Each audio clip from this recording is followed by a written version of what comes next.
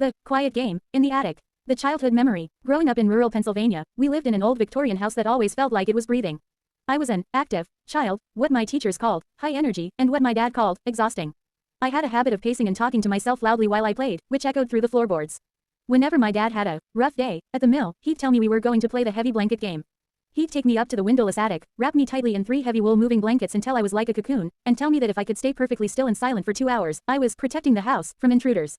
I felt like a superhero. I would lie there in the dark, sweating and struggling to move my arms, feeling proud of how quiet I was being for him.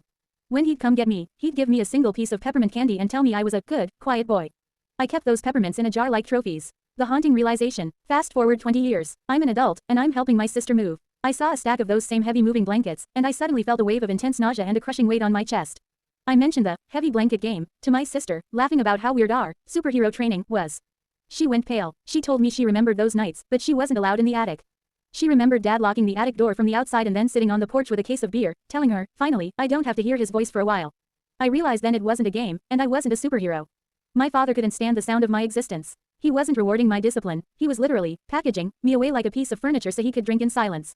The peppermints weren't trophies, they were the price of my disappearance.